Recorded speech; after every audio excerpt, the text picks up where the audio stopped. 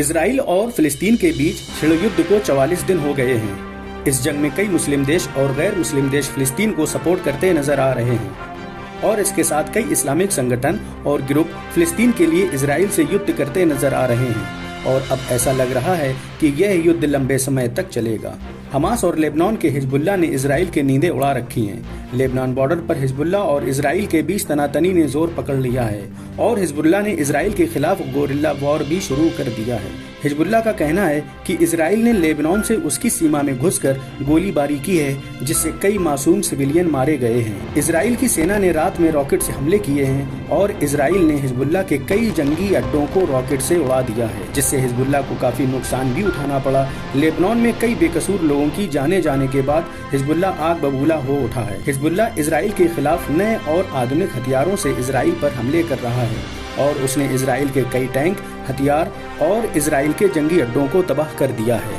Hezbollah लगातार जवाबी कार्रवाई कर रहा है। उधर हमास भी अपने शार्प शूटर की मदद से इजरायली फौज को जमींदोज कर रहा है। हमास की सेना अपनी सुरंगों और इमारतों से निकल कर इजरायली टैंकों और गाड़ियों को निशाना बना रही है। हमास को मिटाने का संकल्प लेने वाले बेंजामिन नेतन्याहू का पासा उल्टा पड़ता नजर आ रहा है, क्योंकि इजराइल ने गाजा में बमबारी करके जिन लोगों की जानें ली थी, उनके घर तबाह किए थे, अब वो सब इजराइल से बदला लेने के लिए हमास की सेना में शामिल हो रहे हैं, जिससे हमास की सेना में लाखों की तादाद में इजाफा हो गया है।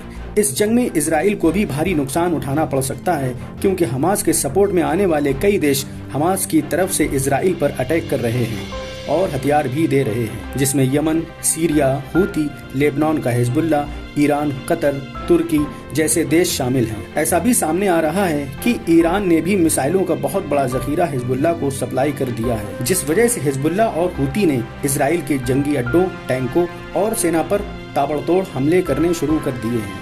इन हमलों के खौफ से इजराइल के कई इलाकों में खतरे के सायरन लगातार बज रहे हैं। इसके अलावा तुर्की के राष्ट्रपति भी अब अन्य देशों से अपील करते नजर आ रहे हैं कि वो भी अब फिलिस्तीन का साथ दें और हथियारों से सपोर्ट करें, क्योंकि इस वॉर में इजराइल ने लगभग आधा गाजा तबाह कर दिया है और हजारों बेगुनाह लोग भी मारे गए हैं। इस जंग में फिलिस्तीन का नुकसान तो हो रहा है, लेकिन इजराइल की इकोनॉमी भी काफी कमजोर होती जा रही है, क्योंकि इजराइल को इस जंग में भारी नुकसान उठाना पड़ रहा है। एक रिपोर्ट के मुताबिक इजराइल इस जंग में रोजाना 200 से 300 बिलियन डॉलर खर्च कर रहा है और रेटिंग एजेंसी के मुताबिक इजराइल की इकोनॉमी में 5 से 7% की गिरावट भी आई है। हिजबुल्लाह हमास के साथ इजराइल को पटखनी देने की कोशिश कर रहा है और जवाबी हमले भी लगातार कर रहा है। अब ऐसा लग रहा है यह युद्ध अभी और लंबे समय तक चलेगा। तुर्की ने भी इजराइल को धमकी दे डाली है। तुर्की भी फौज और मिलिट्री में काफी पावर रखता है। इस वजह से भी इजराइल की मुश्किलें बढ़ती नजर आ रही हैं कि कहीं तुर्की भी इनडायरेक्टली या डायरेक्टली हमास के सपोर्ट में ना खड़ा हो जाए।